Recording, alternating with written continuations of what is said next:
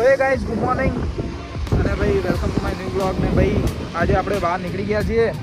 સવારમાં સવાર પડીને આપણને ખબર પડી કે ભાઈ આજે વરસાદ થોડો ઓછો છે, તો આપણે મસ્ત આપણું ચાર્જર જે કાલે ભૂલી ગયા હતા એ કલેક્ટ કરવા ઓફિસ જઈ રહ્યા છીએ. અને વરસાદનું વાતાવરણ એકદમ મસ્ત છે. થોડા લોકો બહાર નીકળ્યા છે, જાય છે નોકરી. ભાઈ અમુક લોકો ભણવા પણ જે જઈ રહ્યા છે, સ્ટુડન્ટ પણ દેખાઈ રહ્યા છે. અને વ્યૂ એકદમ મસ્ત છે, જોઈ શકો છો. અને પાણી પણ બહુ ભરાયા છે, જો અહીંયા પાણી ભાઈ. એટલે વ્હીકલ લઈને નીકળો તો પણ થોડું ધ્યાન રાખવાનું. આપણે નીકળતા હતા ભાઈ ગાડી લઈને, પણ પછી થયું કે ભાઈ પાણી ક્યાંક ભરાયેલું હોય અને ગાડીમાં પાણી ભરાઈ જાય તો આપણે ફસાઈ જઈએ. એટલે એના કરતાં બાઇક જ આપણે લઈને આવ્યા અને મસ્ત મજા માણતા આવા મસ્ત વાતાવરણમાં જઈશું આપણે ઓફિસ. ચલો.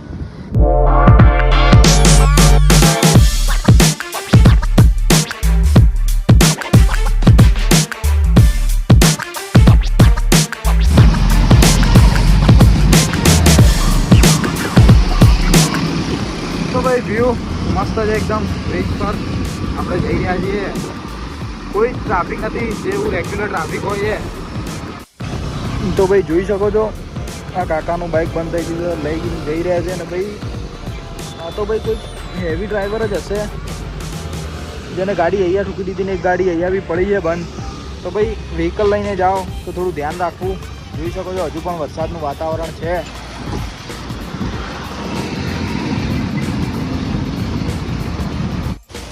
તો ભાઈ આજે આપણે બાઇક પાર્ક બિલ્ડિંગના પાર્કિંગમાં જ કર્યું હતું. આમ તો અલાઉડ હોતું નથી, પણ ભાઈ વરસાદ છે એટલે મેં કીધું કે ભાઈ 5 મિનિટમાં હું આવું છું. એટલે ફટાફટ પાર્ક કરી નાખ્યું. ને ભાઈ વરસાદ તો બહાર જોરદાર ચાલુ છે.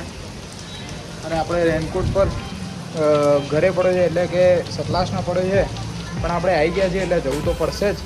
તો પલળતા જતા રહીએ, બીજું તો શું. અને પછી લાગી જઈએ કામ કરવા માટે. તો ચલો. તો ભાઈ ફાઇનલી આપણે લિફ્ટમાં આવી ગયા છીએ ચાર્જર લેવા માટે. અને જોઈએ ભાઈ આપણે ચાર્જર મળી જાય છે કે નહીં. તો ભાઈ વરસાદ એકદમ વધી ગયો છે, પણ આપણે ભાઈ લેવા આવ્યા છીએ એટલે આપણે ચાર્જર લઈને જ જશું. જોઈ શકો છો વરસાદ આમાં દેખાતો હશે, પણ ભાઈ આપણે હવે આવી ગયા છીએ એટલે ઘરે તો જવું જ પડશે. તો ભાઈ લિફ્ટની જગ્યાએ આજે આપણે સીડીઓમાં જ જઈ રહ્યા છીએ. અને સીડીઓ થોડી ભીની છે, તો ધ્યાન રાખીને ચાલી રહ્યા છીએ.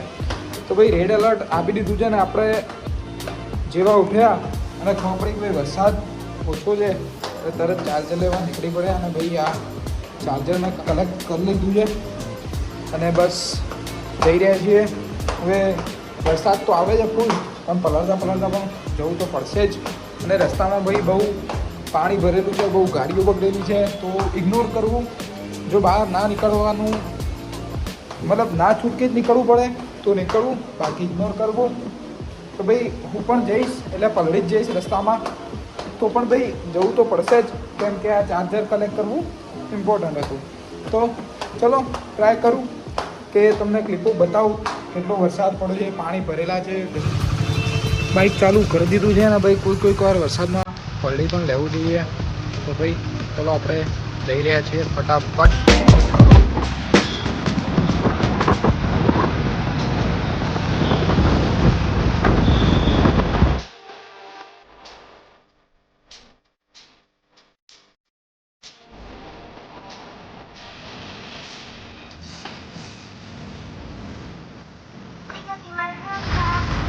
ભાઈ રસ્તો એકદમ ખાલી છે, પણ આપણે સિગ્નલ તોડતા નથી એટલે સિગ્નલ તોડશું નહીં.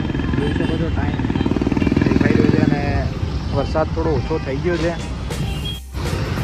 તો ભાઈ સામે જે આપણું છેલ્લું સિગ્નલ, લોકોના બાઇકને બધું બંધ થઈ ગયું છે. અને ભાઈ આપણે પણ નક્કી કર્યું કે આપણે હવે હેલ્મેટ કાઢીને ડ્રાઈવ કરશું. તો આપણે હેલ્મેટ કાઢી દીધું છે અને ભાઈ હવે બાઇક ચલાવતા આપણે ફાઇનલી આપણા ત્યાં પહોંચી જઈશું. તો જ રસ્તો છે એટલે પલળાય તો પણ બીમાર ના થવાય એટલા માટે આપણે હેલ્મેટ કાઢ્યું છે.